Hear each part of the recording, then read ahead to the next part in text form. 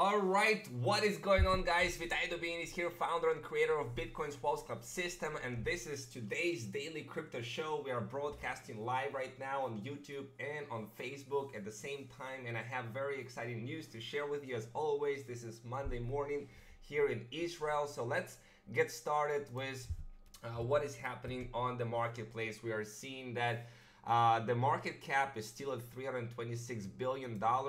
We have two new coins that are added to the mix. Bitcoin is remaining at the same spot pretty much from the last day at $8,100. So not a big change here, not a big change in Ethereum. And you always need to kind of take into consideration also the BTC, not just the USD price, because this is a little bit misleading.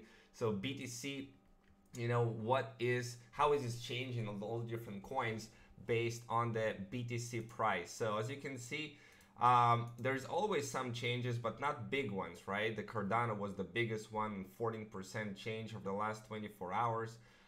It was an interesting question that was posted by somebody on Twitter, that what would happen if,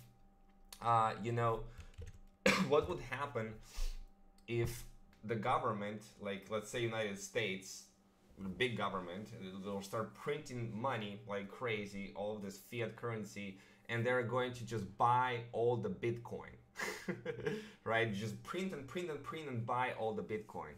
Is it even possible? And not really. It's not really feasible to do so, because this price is being determined by supply and demand. You know, if they're going to start buying a lot of the Bitcoin and other cryptocurrencies, and they start printing a lot of dollars in order to do that, they may buy it at this price, but they can start buying more and more. Obviously the price is going to increase and increase and increase, and 9,000, 10,000, 15,000, 20,000, right? And they are going to devalue the fiat currency, the dollar. They're going to devalue this the dollar, so it's not going to be worth much anymore, and people will not be able to willing even to exchange Bitcoin for US dollars, because they just keep printing it all more and more and more in order to buy Bitcoin. So it's not really feasible, and it's not going to happen. So for those people that are concerned about that happening. So one cool thing about extreme ways that people keep Bitcoin safe, as you know, Bitcoin, you gotta keep it safe, you gotta keep it secure. The more Bitcoin you have, obviously, the more you need to kind of be always on the mind, like how to secure Bitcoin. And some people come up with really creative ways to do that, right? Like this guy right here, he actually put chips inside, like surgically implanted into each one of his hands. That's pretty crazy. He's since they're stored his encrypted Bitcoin keys, right? So he just scans his hand with with his smartphone and be able to extract those keys. And the reason he did that, because he said he lost more than 80% of his Bitcoin due to hacks, thefts, exchanges gone bad, and other problems. So it's not uncommon that people experiencing those hack and thefts, and some exchanges are really like Mt. Gox, and somewhat came afterwards that exchanges, something happened with the exchanges. So if he would have this chip in 2010, he'll probably be a rich man right now. So that's one way to do it. Of course, if the robbers are going to come, they can take the hand and they can scan it if they're going to know that the chip is going to be in the hand. But it's not 100% bulletproof. But it's interesting to see what creative ways people do. Like the Winklevoss twins, those are the billionaires, right? Billionaire Bitcoin owners, the owners of the Gemini exchange. So what they did is they tore their Bitcoin keys, printouts, they cut it up into different pieces and deposited them into different safes across all kinds of banks all over the United States. So that's really a good idea, if you can tear up your you know, your backup key into different pieces and then store them in different places, that makes it very, very hard for anybody to get access to your funds, because even if they find one piece of paper, it's not all pieces of paper, right? Another fascinating story about Philip Neumerer, who has vast amount of Bitcoin but doesn't remember his password. Guys, never forget your password. That is so funny, you know. Not so funny for him, right? Because you gotta remember your password. So he built now a supercomputer to figure it out for him and like go and guess different passwords. So the supercomputer is sitting like on 270-gallon tank with special mineral water to disperse the heat it generates. And it, according to this combination of letters, numbers, and symbols, he predicts it will take 332 years until the password is recovered. It's pretty crazy, but I guess it's worth it for the kids and for all the generation to come, right? Tim Draper, as you know, yesterday has predicted, he's a billionaire Bitcoin investor, that the price of Bitcoin will reach $250,000 by the year 2022. So definitely exciting times for Bitcoin ahead. What else is in the news? Is Verge on the verge of controversy?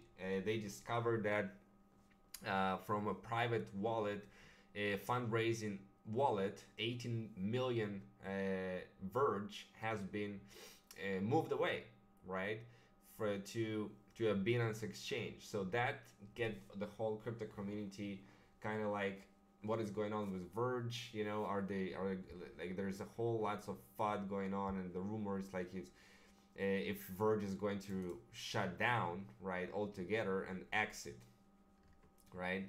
So because of that, we've seen the price of Verge tanked since the news. You know, a lot of people sold, as you can see here in the red, because of that. So we're going to see if Verge is going to plan an exit or something like that, but it's definitely some controversy happening over here.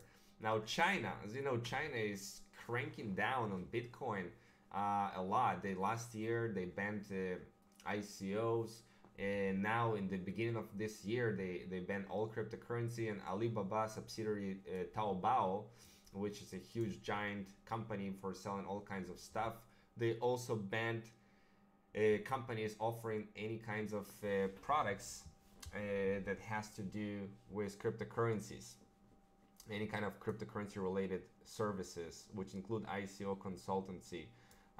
So they're really cracking down from all this report on the People's Bank of China, right? And they are causing the miners of China, which is the biggest China in China, there's the biggest miners in the world, to kind of start moving outside of the country in order to do the mining. That's why we're seeing Bitmain going to, you know, USA and expanding there yesterday. Then we have Litecoin. Litecoin is on the rise. You know, Litecoin. I'm very bullish on Litecoin this year. They're cranking up, and Charlie Lee posted on Twitter that 10x recently added LTC wallets to their wallets, right? LTC to their wallets, and we are working with them to launch a Litecoin debit card. So that's really good news for Litecoin. LTCPay.com is working. You can use it for free to accept Litecoin payments into your wallet conveniently, and APIs are supported. So get some Litecoin and hold Litecoin for the long term. IOTA also has great news, as IOTA basically have a demonstration, presentation of IOTA will be held in April 23rd, 27. So the company currently holds 150,000 employees dispersed across 70 countries and serves 6,000 clients. So this huge news for the adoption of this in IOTA. And NEM, which is caused by the seal exam, they're also doing great stuff, as they launched the first NEM-based point of sale terminal. Okay, so people can start accepting NEM at the point of sale, which is awesome. This is a huge cryptocurrency, as you see on the market. Like NEM is somewhere like 12th right here. So really, really exciting news. And finally, Australia, they are becoming cryptocurrency continent. So they're planning all those regulations on the exchanges, right? That's what they have now set up to do, to put more regulations on the exchange, which is not necessarily a bad thing. It's a good thing for the cryptocurrency.